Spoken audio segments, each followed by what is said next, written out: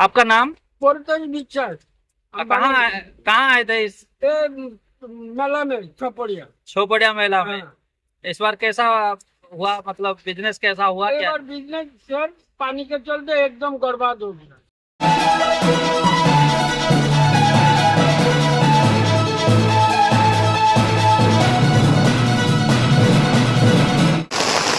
बारिपदारे बर्तमान प्रबल वर्षा चली धरिकी जीवा छौपड़िया जो अच्छी छौपड़िया को जीवा देखा केमती से जो मेला लगी बर्तमान से मेलार स्थिति कौन से तो मेला सरी जाइए टेंट गुड़ार स्थिति केमती अच्छी चलतु देखा देखु केते जोर रे वर्षा होची बारिपदारे सबुदिन उपर बेला हेले बारिपदारे वर्षा आसी जाउची देखो जो टेंट सब खोलाखोली हो गला से जो एक्सपो मेला चली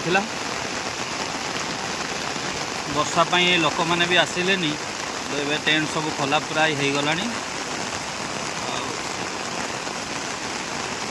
केते सुंदर डेकोरेशन होता से गुड़ा सब टोटाल खोली निहाई बापरे पानी रे गोड़ पशि जाऊँगी काद पच पच देखु एथर एमती टाइम रे रज टाइम रे पड़े मुख्यमंत्री प्रोग्राम थी रज पाखापाखि पड़ पारानी फल से माने रथ यात्रा टाइम रे पकईले किंतु बेपार तो सब रथ यात्रा आड़े भिड़ थिला तापरे वर्षा पाई जमा बेपार हैलानी एठी कहीं आसिलेनी एमती फांकारे पूरा देखते एथर पूरा लॉस तांकर आनी पूरा देखते केमती पड़िया भितर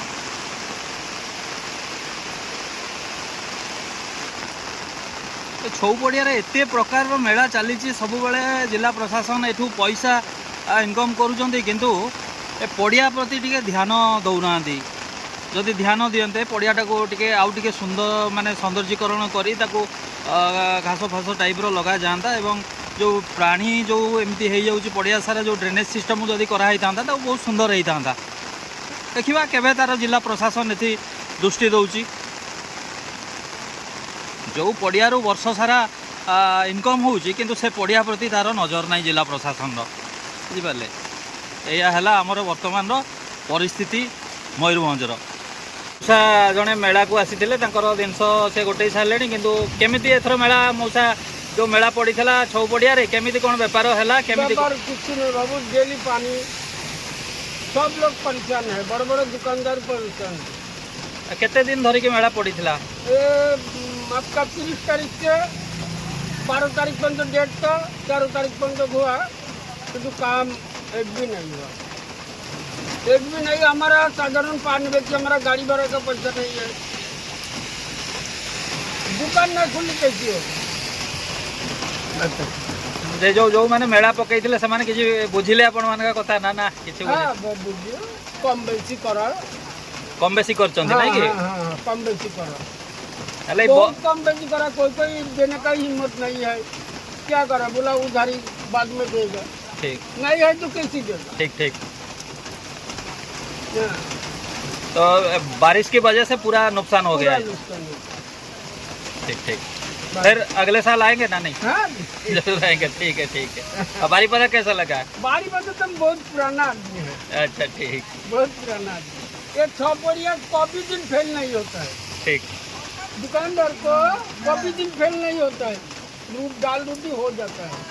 ये बार पानी के चलते सर बर्बाद कर दिया बहुत दुकानदार तो बाबू का पैसा ही नहीं दिया।